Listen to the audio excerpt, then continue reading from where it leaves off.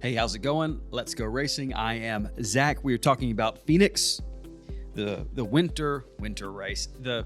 Well, if it was last week or the week before, probably it is winter, but this is technically, I guess, the spring race at Phoenix.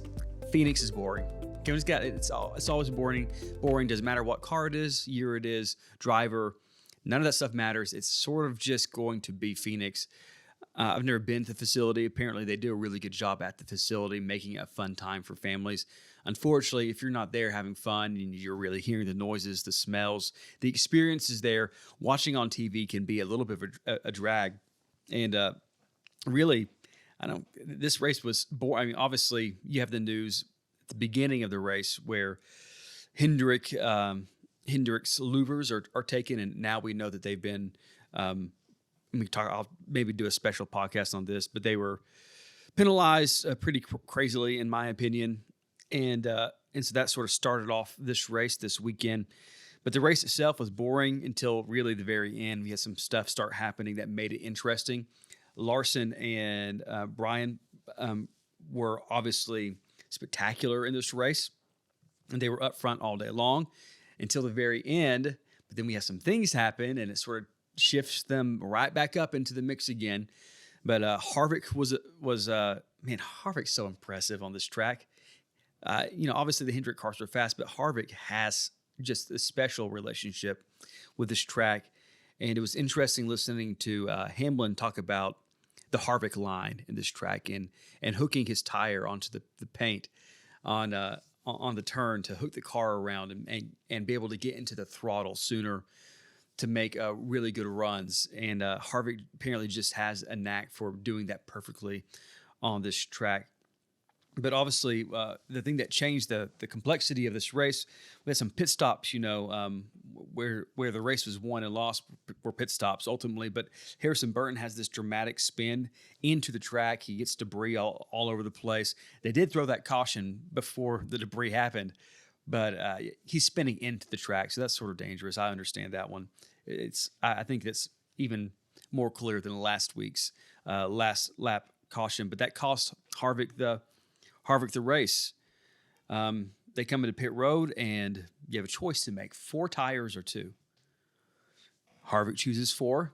He wants to be able to play offense. He doesn't want to struggle. He wants to be able to put his foot down and have the maximum amount of control and grip and traction. And a lot of other people take a chance. And unfortunately for Harvick, it just doesn't work out in this particular race because there were just so many people who took 2 tires in front of him, even though there were two sort of overtime finishes here. Obviously, with so many 2-tire teams and so many people just vying for position on this last restart after the last caution, you knew we would probably have another caution after that, and that's exactly what happened. And I'm sure the 2-tire teams were very, very, very nervous about all those 4-tire teams. They didn't want to see that, but it ends up working out. Larson races hard.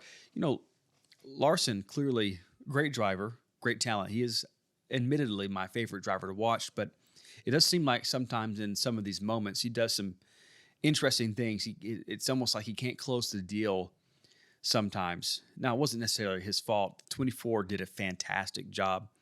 And I think Larson probably did everything he could to maintain his chance to win. It just didn't work out when the 24 basically didn't move. Larson tried to crowd him to break his momentum.